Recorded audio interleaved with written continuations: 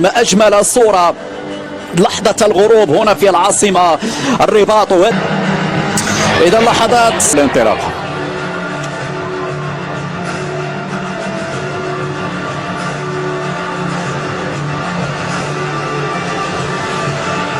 المجال أوتشاكا في التغطية والتسديدة، ولكن الكرة مرت عالية. أول تسديدة على المرمى زينب الرضواني ابنة مدينة مكناس هنا في لحظة التسديد، ولكن مرت عالية على مرمى أور. كرة تخسرها ياسمين مرابط، خبرة سنوات مع المنتخب المغربي. خطيرة جدا هذه الكرة من خطأ في وسط الميدان. هنا اعطاه فرصة لمنتخب كينيا ليسدد. الكرة تضرب في العارضة، مرت سلامات على المرمى المغربية. مثل هذه الكرات تعطي ثقة كبيرة تمر هذه الكرة. إلودي نقاش تسترجع من جديد.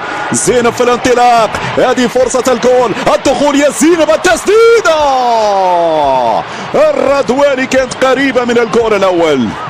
كرة 1-0 زينب. أوور هل لمستها حارسة مرمى منتخب كينيا؟ يبدو لي لمستها الكرة حارسة. انطلاقة من سنة تحاول، ممتاز المراوغة وفرصة العرضية الآن بالراس، ممكن هي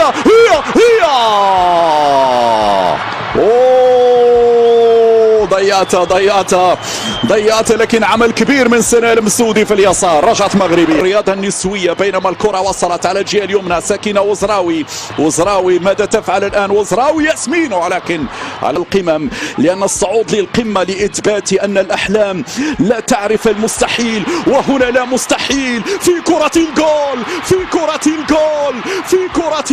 1-0 عن طريق سكينة وزراوي. الهدف كان لابد أن يأتي عن طريق سكينة وغيرها. هي السكينة التي تسكن الكرة في الشباك. 1-0 للأبوات الأطلس. الربع ساعة الأولى مرت، لكن انتظرنا الدقيقة 20 لنتابع مرة أخرى. نهيلة بنزينة، أديمبو هذه صعبة خطيرة ومرت سلامات. أول ردة فعل للمنتخب الكيني. هذه الإعادة مرة أخرى. إذا الركنية الراسية ممكن، والثاني ممكن بالراس، خطيرة. والهدف الثاني، نعم الهدف الثاني. الراسية تنادي 2-0 للمنتخب المغربي. يا سلام عليك يا مريم، يا عتيق. مريم تضيف الهدف الثاني.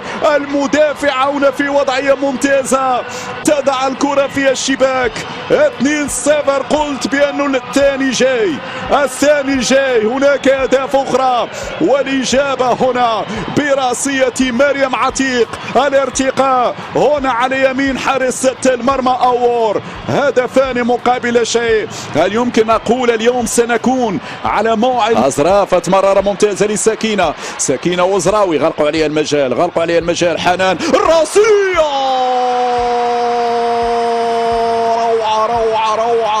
روعة.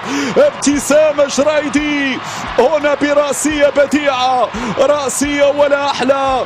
هنا تسجل ثالث الأهداف. ألم أقول لكم بأن المهرجان سيتواصل؟ ألم أقول لكم بأن هناك أهداف أخرى في الطريق بعد راسية مريم عتيق؟ راسية أخرى من الهداف ابتسامة جرايدي. 3-0 مشاهدينا الكرام، والبقية تأتي مع توالي الدقائق.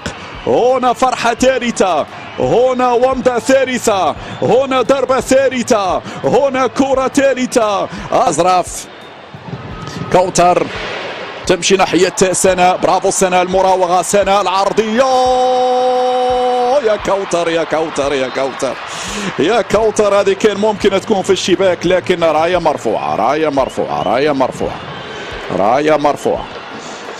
معلش، في المزيد. هذه الإعادة مرة أخرى.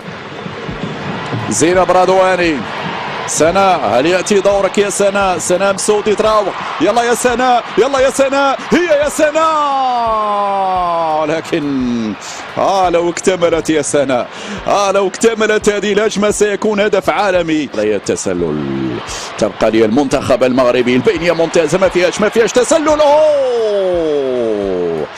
سكينة وزراوي تبحث عن المرور، مراوغة ممتازة، مرت من الأولى، مرت من الثانية، هي لا زالت الهجمة فعلا صافرة ختام الشوط الأول، ثلاثية للمنتخب المغربي في انتظار المزيد إن شاء الله مع انطلاقة الشوط الثاني. ألقاكم بعد حين.